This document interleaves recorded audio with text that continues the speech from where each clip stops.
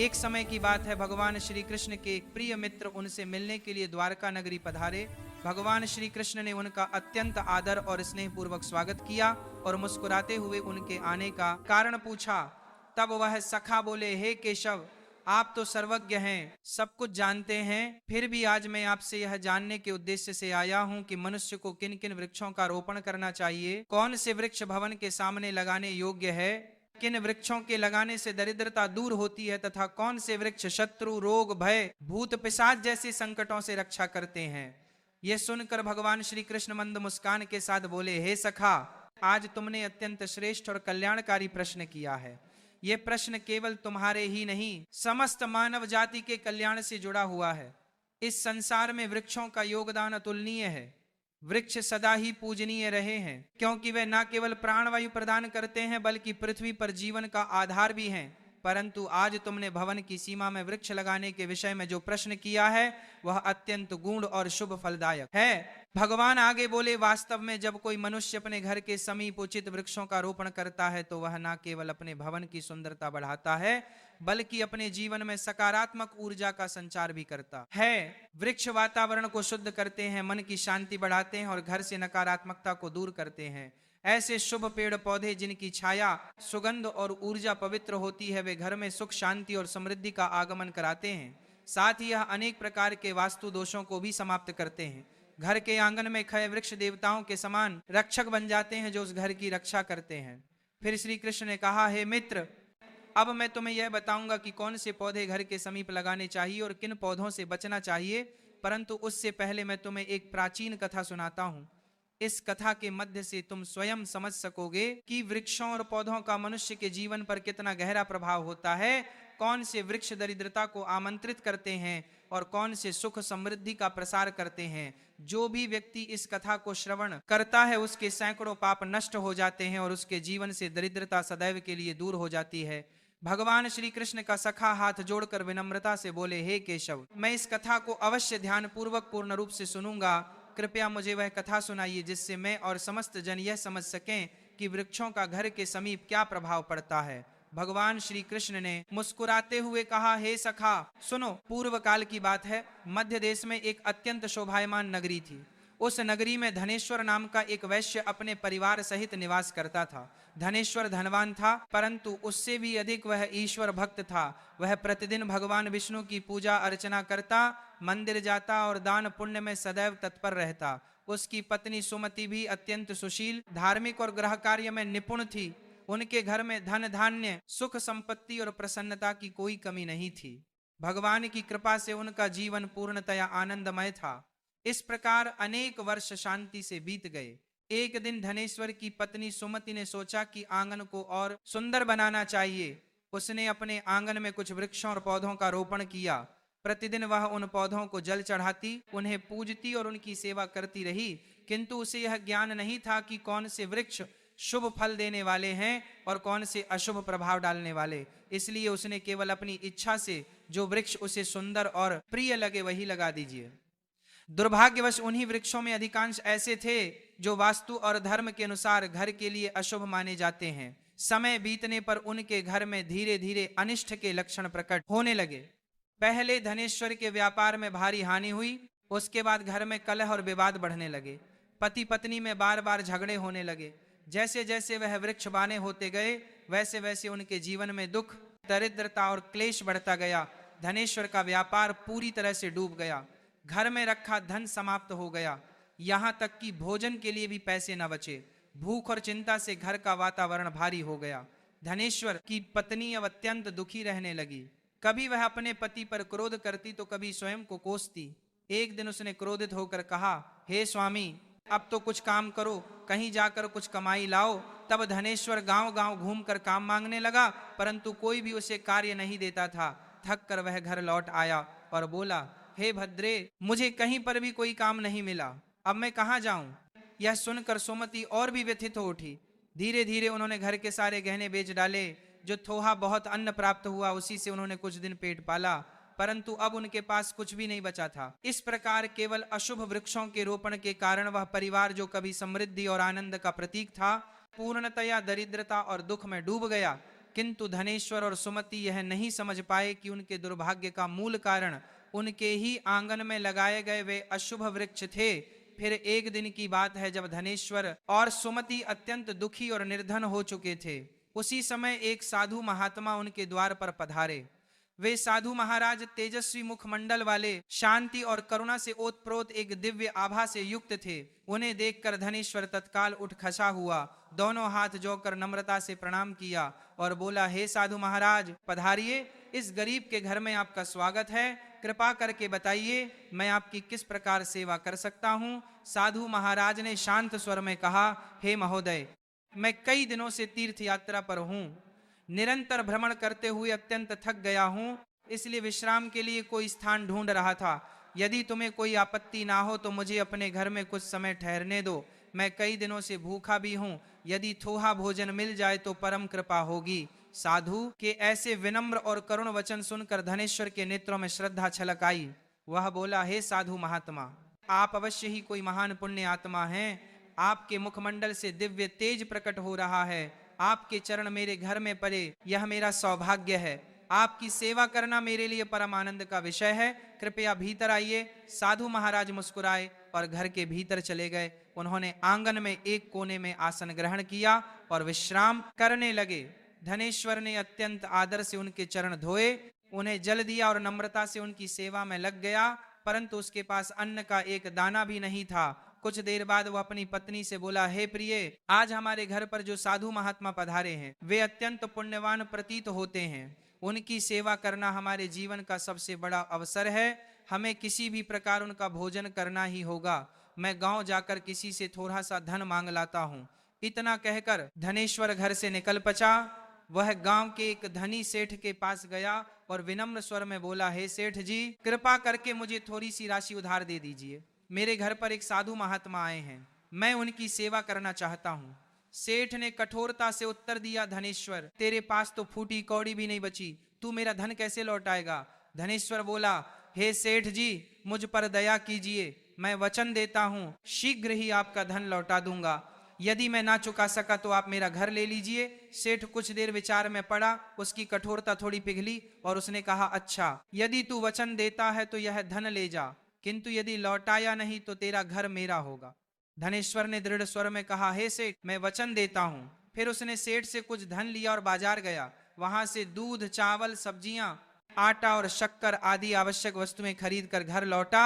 उसने प्रसन्न होकर अपनी पत्नी से कहा, हे प्रिय, अब तुम उन साधु महात्मा के लिए प्रेम पूर्वक भोजन बनाओ। सुमति ने तत्परता से रसोई तैयार की। शीघ्र ही सुस्वादु भोजन बनाकर उसने थाल में परोसा और अत्यंत विनम्रता से साधु महाराज के समक्ष रख दिया। साधु ने प्रेम पूर्वक भोजन ग्रहण किया। उनकी आंखों में करुणा और संतोष झलक रहा था। भोजन समाप्त हो जाने के पश्चात जब वह साधु महात्मा धनेश्वर के घर से प्रस्थान करने लगे तो उन्होंने प्रेम पूर्वक कहा, हे वैश्य, मैं तुम्हारी भक्ति, सेवा और आदर सत्कार से अत्यंत प्रसन्न हूँ। तुम्हारे भीतर जो सच्चाई और श्रद्धा है वह दुर्लभ है, इसलिए मैं तुम्हें आशीर्वाद देता हूँ। जो भी तुम्हारी कामना है निःसंकोच मुझसे कहो, मैं उसे अवश्य पूर्ण करूंगा। धनेश्वर अत्यंत विनम्र होकर बोला, हे महात्मा, आपका आशीर्वाद ही हमारे लिए सबसे बड़ा वरदान है, किंतु एक बात मेरे हृदय को सदा कष्ट देती है। मैंने सदा भगवान विष्णु की भक्ति की है, सत्य का मार्ग अपनाया है, किसी का अपकार नहीं किया, फिर भी मुझे दरिद्रता और दुख का जीवन क्यों भोगना पड़ रहा है। कृपा करके बताइए ये कौन सा पाप है जिसके कारण हमारे जीवन में इतना कष्ट आया, और हे प्रभु, इस दरिद्रता से मुक्ति का क्या उपाय है। साधु महाराज ने शांत दृष्टि से उसकी ओर देखा और बोले, वत्स धनेश्वर, जब मैं तुम्हारे द्वार पर पहुंचा था तभी मुझे जाट हो गया था कि तुम्हारे जीवन में यह घोर दरिद्रता क्यों आई है। तुम्हारा हृदय तो शुद्ध है, किंतु तुम्हारे घर के आसपास जो वातावरण है उसमें दोष उत्पन्न हो गया है। तुम्हारे घर के आंगन और सीमा के पास जो वृक्ष लगे हैं वही तुम्हारी दरिद्रता और संकटों का मूल कारण है। तुम्हारी पत्नी ने अज्ञानवश कुछ ऐसे वृक्षों का रोपण किया है जो वास्तु और धर्म के अनुसार अत्यंत अशुभ माने गए हैं। इन्हीं वृक्षों की छाया में तुम्हारे घर की लक्ष्मी रुष्ट हो गई है, इसीलिए पहले इन वृक्षों को हटा दो और उनके स्थान पर शुभ वृक्ष लगाओ। धनेश्वर ने अत्यंत विनम्रता से कहा, हे महात्मा, आप साक्षात ज्ञान के सागर हैं, कृपा करके मुझे विस्तार से बताइए कि कौन से वृक्ष घर के समीप लगाने योग्य हैं, जिससे हमारे जीवन में पूर्ण सुख, शांति और समृद्धि लौट सके, और कौन से वृक्ष हमें कभी नहीं लगाने चाहिए। मैं आपकी प्रत्येक आज्ञा का पालन करूंगा। साधु मुस्कुराए और बोले, हे वैश्य, ठीक है, अब ध्यान पूर्वक सुनो। मैं तुम्हें वे सभी पवित्र वृक्ष बताता हूं जिन्हें घर के पास लगाने से शुभ फल की प्राप्ति होती है और जीवन में दरिद्रता दूर होती है। सबसे पहले सुनो, पीपल का वृक्ष। पीपल का वृक्ष इस पृथ्वी पर साक्षात श्री हरि विष्णु का रूप माना गया है। किसी जलाशय या पवित्र स्थान के समीप पीपल लगाने का फल सैकड़ों यज्ञों के समान होता है। जब पीपल के पत्ते उस जल में गिरते हैं तो वे पिंड के समान होकर पितरों को तृप्त करते हैं और सभी प्रकार के पितृ दोष समाप्त कर देते हैं। जो मनुष्य प्रतिदिन स्नान के पश्चात पीपल का स्पर्श करता है वह पापों से मुक्त होकर सदैव विजय प्राप्त करता है। पीपल को स्पर्श करने से लक्ष्मी की कृपा प्राप्त होती है और उसकी प्रदक्षिणा करने से आयु में वृद्धि होती है। पीपल के मूल में भगवान विष्णु, तने में भगवान शंकर और अग्रभाग में ब्रह्मा जी का निवास बताया गया है। अमावस्या के दिन पीपल को प्रणाम करने से जो पुण्य मिलता है वह सहस्त्र गोदान के समान होता है। इस संसार में पीपल के समान कोई दूसरा पवित्र वृक्ष नहीं है, क्योंकि स्वयं श्री हरि इस वृक्ष के रूप में धरती पर विराजमान है। जो व्यक्ति पीपल को काटता है या उसकी शाखा तोड़ता है वह महान पाप का भागी होता है और एक कल्प तक नरक में यातना भोगता है। इसीलिए हे वैश्य, पीपल की सेवा करो, उसे जल दो और कभी हानि मत पहुंचाओ। यह वृक्ष धन, संतति और सुख का स्रोत है। साधु ने कुछ क्षण रुककर कहा, अब सुनो। दूसरा वृक्ष, आंवले का वृक्ष। आंवला समस्त लोकों में पवित्र और शुभ माना गया है। इसे अमृत फल कहा गया है। आंवला लगाने और उसकी पूजा करने से मनुष्य जन्म मृत्यु के बंधन से मुक्त होता है। यह वृक्ष भगवान विष्णु को अत्यंत प्रिय है। जो व्यक्ति प्रतिदिन आंवले का सेवन करता है या उसकी छाया में बैठकर ध्यान करता है उसके सभी पाप नष्ट हो जाते हैं। आंवला खाने से मनुष्य की आयु बढ़ती है, उसका शरीर पुष्ट और रोग मुक्त रहता है। जो मनुष्य प्रतिदिन आंवले का सेवन करता है वह दीर्घायु, तेजस्वी और बलवान होता है। आंवले का रस जल में मिलाकर पीने से सभी प्रकार के रोगों का नाश होता है। विशेषतः नेत्र, त्वचा और मन के विकार दूर होते हैं। यदि कोई व्यक्ति आंवले का जल स्नान में मिलाकर स्नान करे तो उसके जीवन से दरिद्रता, क्लेश और दुर्भाग्य दूर हो जाते हैं तथा वह सभी प्रकार के ऐश्वर्य और सौभाग्य का अधिकारी बनता है। जिस घर में आंवला सदा विद्यमान रहता है वहां पर दैत्य, राक्षस और नकारात्मक शक्तियां कभी प्रवेश नहीं करती। एकादशी के दिन यदि आंवले का दर्शन या सेवन किया जाए तो मनुष्य को वह पुण्य प्राप्त होता है जो समस्त तीर्थों के स्नान से भी अधिक होता है। अपने केशों में आंवले का प्रयोग करने वाला मनुष्य दीर्घायु होता है और उसे मृत्यु के पश्चात पुनः इस नश्वर लोक में जन्म नहीं लेना पड़ता। जिस घर के द्वार या आंगन के पास आंवले का वृक्ष होता है वहां साक्षात श्री लक्ष्मी नारायण का निवास माना गया है, क्योंकि वह स्थान पवित्र, समृद्ध और शांति से भरा रहता है। अब सुनो, साधु आगे बोले। तीसरा शुभ वृक्ष है अशोक का वृक्ष। इसके नाम में ही शोक का नाश निहित है। अशोक वृक्ष में अप्सराओं का निवास कहा गया है। यह वृक्ष शोक, निराशा और दुख को नष्ट करने वाला है। जिस घर के पास अशोक वृक्ष होता है वहां सदैव सुख, शांति और सौंदर्य बना रहता है। यह वृक्ष मन को शीतलता और हृदय को प्रसन्नता प्रदान करता है। देवी लक्ष्मी ने स्वयं कहा है कि अशोक के समीप निवास करना उन्हें अत्यंत प्रिय है, क्योंकि यह वृक्ष घर के वातावरण को पवित्र और सौभाग्यवर्धक बनाता है। जब देवी सीता माता रावण द्वारा लंका ले जाई गईं, तब उनका निवास अशोक वाटिका में हुआ था। अशोक के वृक्षों ने उस कठिन समय में माता सीता को छाया, शांति और धैर्य प्रदान किया था। इसीलिए माता सीता ने इस वृक्ष को यह वरदान दिया कि तो जहां भी अशोक का वृक्ष होगा वहां मेरा आशीर्वाद और देवी लक्ष्मी का निवास सदा रहेगा। इसीलिए अशोक का वृक्ष घर के समीप लगाने से घर में शांति, सौभाग्य और पारिवारिक प्रेम बना रहता है। अब चौथा वृक्ष सुनो, पाकड़ का वृक्ष।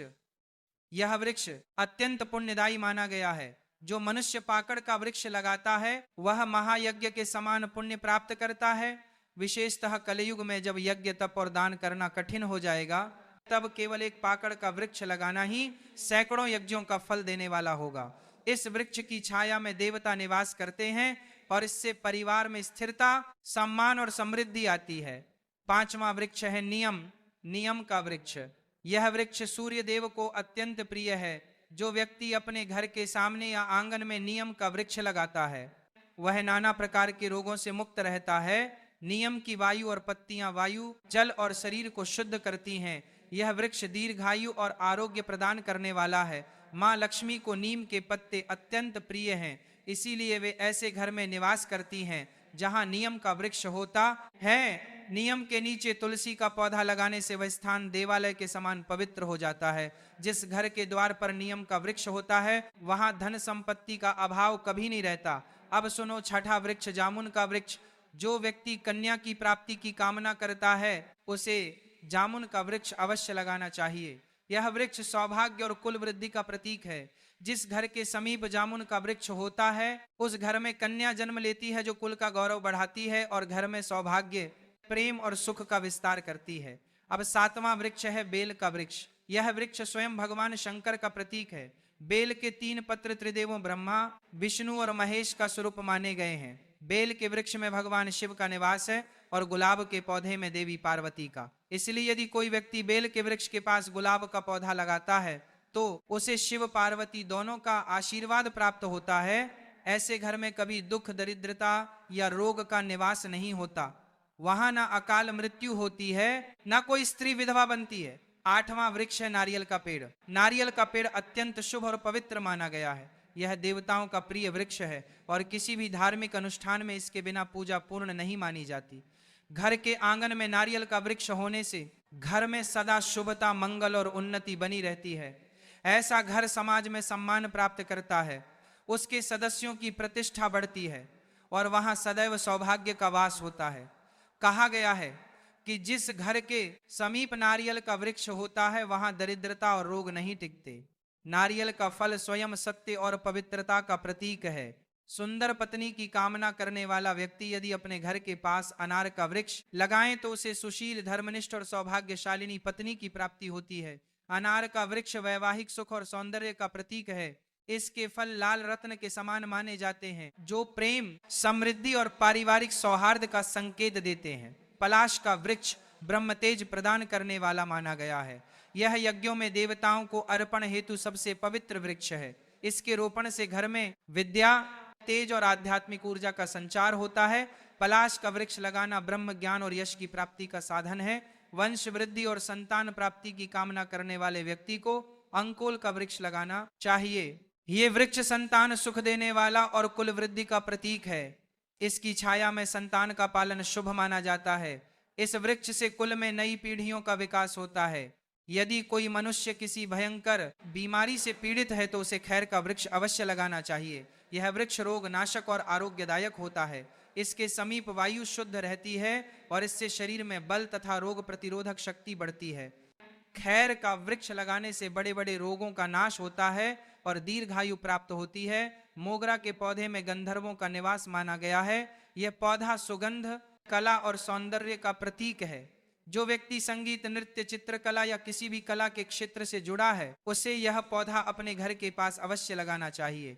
इससे कार्यों में सफलता और प्रसिद्धि प्राप्त होती है। मोगरे की सुगंध वातावरण को पवित्र और आकर्षक बनाती है। यदि किसी मनुष्य को चोरों या लुटेरों का भय सताता है तो उसे बेंत बांस का वृक्ष अपने घर के पास लगाना चाहिए। यह वृक्ष रक्षक के समान कार्य करता है, चोरों को भयभीत करता है और घर की सुरक्षा करता है। इसके रोपण से शत्रु दूर रहते हैं और घर में स्थिरता बनी रहती है। चंदन और कटहल के वृक्ष दोनों ही पुण्य और लक्ष्मी प्रदान करने वाले हैं। चंदन का वृक्ष शांति, भक्ति और पवित्रता का प्रतीक है, जबकि कटहल का वृक्ष समृद्धि और संतोष प्रदान करता है। इन दोनों वृक्षों के घर में होने से दुख, दरिद्रता और भय समाप्त हो जाते हैं। घर की उत्तर दिशा में यदि पाम, ताड़ पाम या कनक चंपा के पौधे लगाए जाए तो घर में धन, संपत्ति और वैभव की वृद्धि होती है। यह पौधे वास्तु के अनुसार धन के आगमन के प्रतीक हैं और व्यापार में सफलता लाते हैं। केले का पेड़ अत्यंत शुभ माना गया है। इसके प्रत्येक भाग में देवी देवताओं का वास बताया गया है। केले के पेड़ में स्वयं भगवान विष्णु का निवास होता है, इसीलिए पूजा अर्चना में इसका विशेष स्थान है। घर के आंगन या मंदिर के पास केला लगाने से घर में सुख, समृद्धि, आरोग्य और धन की कभी कमी नहीं रहती। गुरुवार के दिन केले के पेड़ की पूजा करने से बृहस्पति देव प्रसन्न होते हैं और परिवार में स्थिर लक्ष्मी का निवास होता है। हर श्रृंगार यानी पारिजात का पौधा भी अत्यंत दिव्य और पवित्र है। इसकी उत्पत्ति समुद्र मंथन के समय हुई थी और उसी समुद्र मंथन से माँ लक्ष्मी भी प्रकट हुई थी। इसीलिए पारिजात का सीधा संबंध लक्ष्मी कृपा से है। जो व्यक्ति अपने घर के आंगन में पारिजात का पौधा लगाता है उसे माँ लक्ष्मी की विशेष कृपा प्राप्त होती है।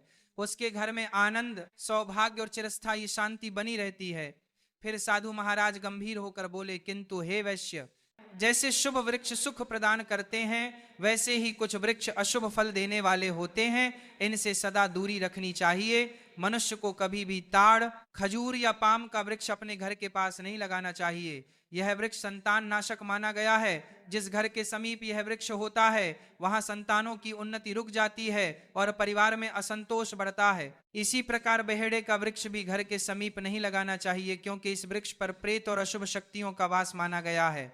जो व्यक्ति बहेड़े का वृक्ष लगाता है वह स्वयं प्रेत योनि में चला जाता है।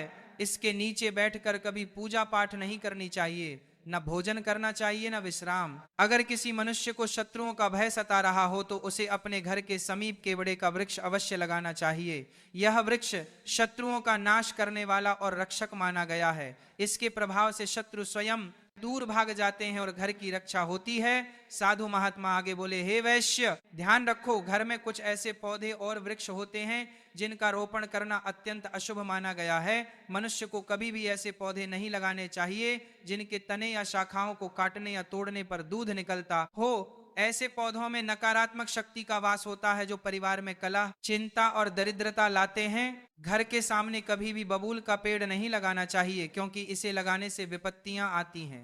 परिवार में मतभेद और विवाद बढ़ते हैं। बबूल की कांटेदार प्रकृति गृहस्थ जीवन में बैर और कटुता को जन्म देती है।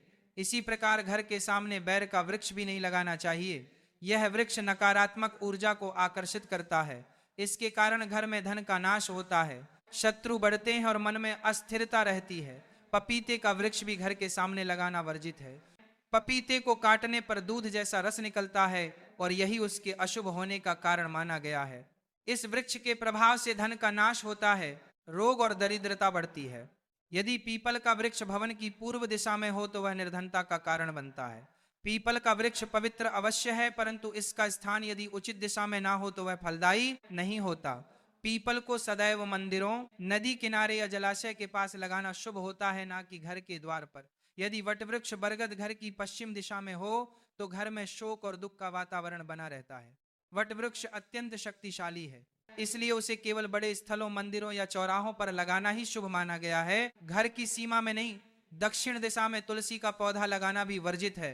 तुलसी अत्यंत पवित्र देवी स्वरूपा हैं, इसीलिए उनका स्थान सदैव पूर्व या उत्तर दिशा में होना चाहिए।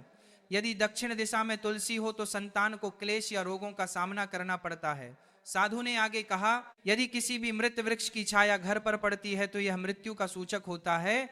ऐसा वृक्ष घर में विनाशकारी ऊर्जा फैलाता है। इसीलिए जैसे ही कोई वृक्ष सूख जाए या मुरझा जाए उसे तुरंत उखाड़ कर हटाना चाहिए। जीवित वृक्ष ही घर में मंगल और प्राण ऊर्जा का संचार करते हैं। फिर साधु महात्मा ने कहा, हे वैश्य, अब मैंने तुम्हें शुभ और अशुभ सभी वृक्षों का विस्तृत ज्ञान दे दिया है। यदि तुम इन नियमों का पालन करोगे और शुभ वृक्षों का रोपण करोगे तो तुम्हारे जीवन में पुण्य, सुख, शांति और लक्ष्मी का वास होगा। यह वृक्ष केवल छाया नहीं देते, यह देवताओं का रूप है जो मनुष्य के जीवन को संतुलित, पवित्र और समृद्ध बनाते हैं। यह सुनकर धनेश्वर ने हाथ जोड़कर कहा, हे महात्मा, आपने आज मुझे ऐसा ज्ञान दिया है जो मेरे जीवन का अंधकार दूर कर देगा। मैं आपका सदा आभारी रहूंगा। साधु महात्मा ने प्रेम पूर्वक मुस्कुराते हुए उसे आशीर्वाद दिया। वत्स, तुम्हारे घर में अब सुख और समृद्धि लौट आएगी।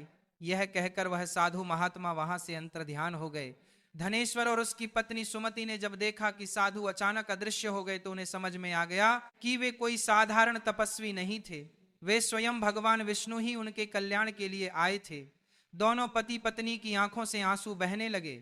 वे भाव विभोर होकर भगवान विष्णु को प्रणाम करने लगे। इसके बाद धनेश्वर ने साधु महात्मा की आज्ञा के अनुसार अपने घर के समीप सभी अशुभ वृक्षों को हटाया और शुभ वृक्षों का रोपण किया। कुछ ही समय में उसके घर में अन्न, धन और वैभव की वर्षा होने लगी। व्यापार फिर से चल पड़ा और परिवार में सुख, प्रेम और आनंद का वातावरण बन गया। भगवान श्री कृष्ण ने मुस्कुराते हुए अपने सखा से कहा, हे मित्र, इस प्रकार मैंने तुम्हें शुभ और अशुभ वृक्षों के विषय में बताया। यदि मनुष्य इन नियमों का पालन करें तो उसके घर में सदैव लक्ष्मी निवास करती हैं और जीवन में कभी दरिद्रता नहीं आती।